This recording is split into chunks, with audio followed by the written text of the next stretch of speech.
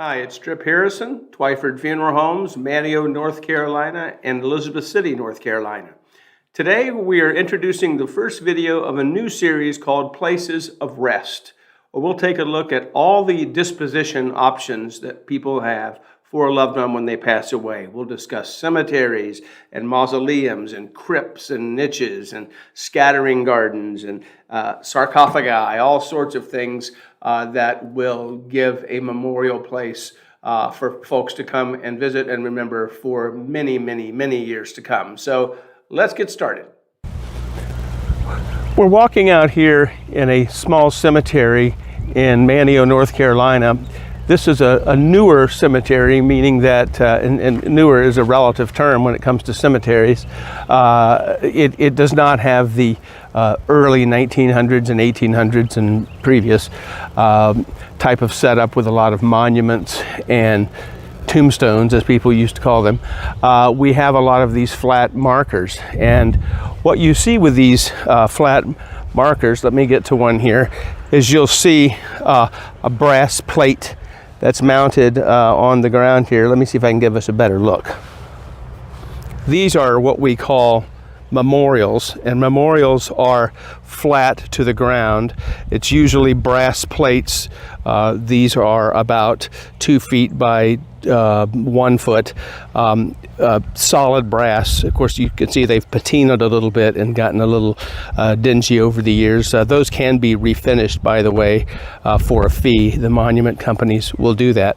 But it's basically a slab of granite, and it has, this in case I assume is a husband and wife. Both of them passed away in the late 20th century. And in the center, you see this protruding object. This is a flower vase that is great for when you come out to visit. You want to bring some flowers or whatnot. But when it's not being used for flowers, it can be turned upside down and put into the hole there, and it goes all the way down. And that way, when they come through to mow, they don't have to worry about not getting close or using a weed eater. They can just go over the whole cemetery. And if you look out there, you'll see this cemetery is entirely memorials, flat memorials. You won't see any standing markers or monuments. You won't see a standing sarcophagus or a single mausoleum. Mausoleum simply means above ground entombment, not buried in the ground. Sometimes you'll see a single one of those or a double that's placed in the middle of a conventional cemetery, but we don't have that here. This usually indicates a newer cemetery property, and by newer I mean in the last 40 or 50 years the cemetery was probably established. I don't know that for a fact, but from looking at it, it looks like it's fairly contemporary in design. Let's have a look at the mausoleum. I'm standing outside a mausoleum right now. It's in the same memorial park or cemetery that we just looked at a moment ago. This mausoleum is fairly small. In some larger communities, you'll see fairly gigantic buildings that are mausoleums. And again, mausoleums are just above ground entombment rather than in-ground burial. Let's go take a look at the inside. I've walked in the door here at the mausoleum. It's very echoey because we have tile floors, which most do.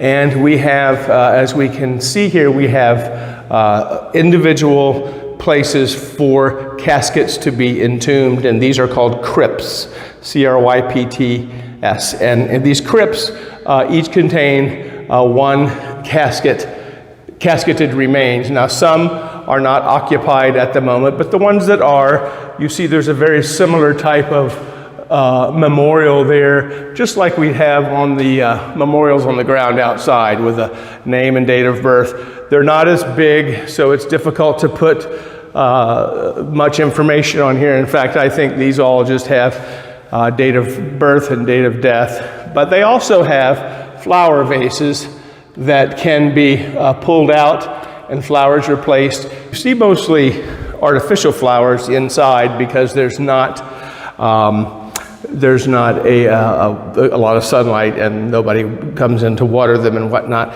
You'll also see occasionally where someone has put an outdoor memorial plate on a crypt door. And some people ask questions about mausoleums like,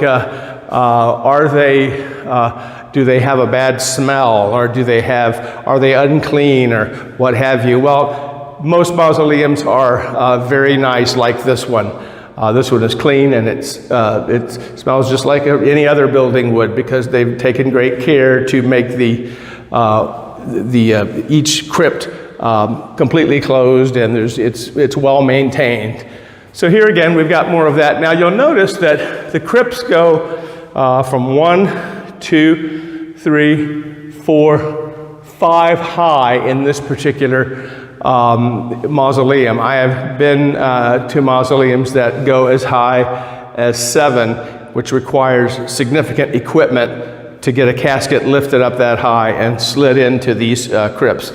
Once they're slid in, they are enclosed with granite or marble covers, and that's what these are. And then they're bolted in, so there's no escaping of anything unpleasant. So now at the end of this particular mausoleum, you'll see down underneath the stained glass, and there's a beautiful stained glass picture of Christ. Down below, you will see small little crypts, which are actually called niches.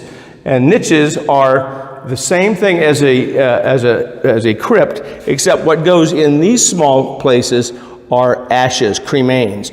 So a family might have a cremation, and they'll put that urn filled with the cremains of their loved one into the smaller spot, and that's what these are. It's a less expensive option, but it still provides a place for people to come and grieve. We've got the same thing on this side, and you'll see some special placements here. That could be a fisherman's boot, actually, because there's a fish rod connected to it. So it's a very individual thing. Now, these crypts and niches are on the inside of the mausoleum, but most mausoleums are built to have not only inside, but outside access.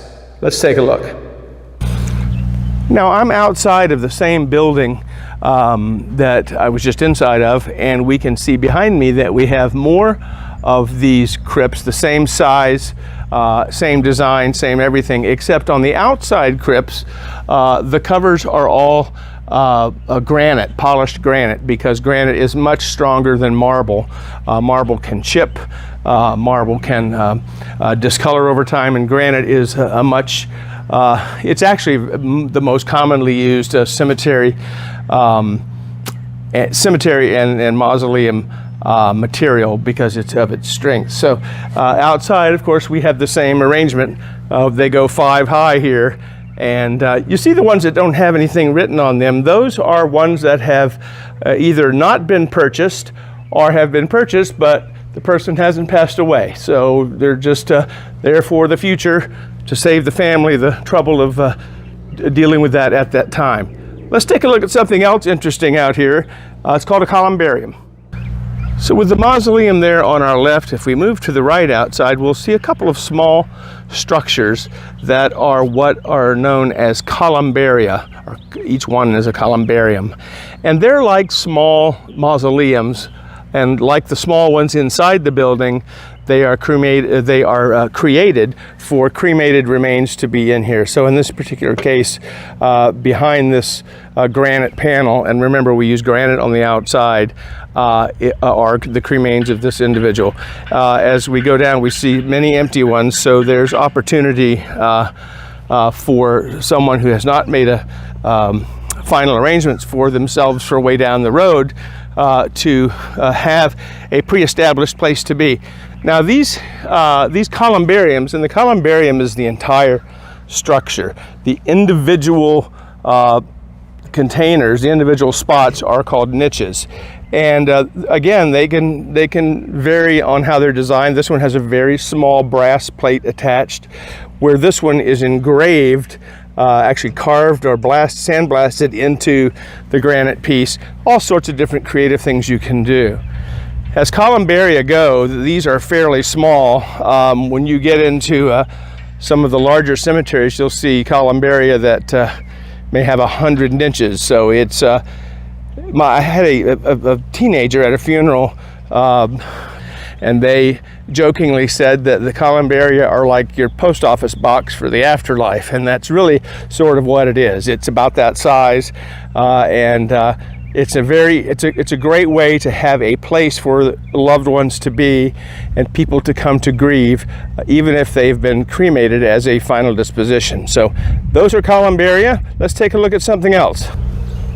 As we look across this memorial garden here, in north of town in Manteo, you might come to a memorial park somewhere and occasionally see a marker like this. This marker is what we call a temporary grave marker. When someone passes and they don't have a marker, or in this case monument, memorial, excuse me, purchased already, those things take time. The granite slabs have to be cut and the brass has to be forged, and it takes a while.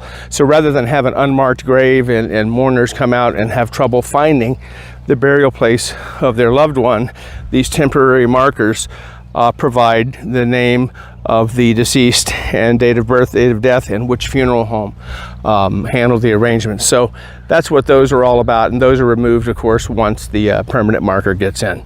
Well, I hope you enjoyed today's little field trip here with Twiford Funeral Homes in Manteo. I'm Tripp Harrison. Please like and subscribe and share this video and turn on the notification bell so you'll get notified when we have something new out. I appreciate you being with me today, and we'll see you next time.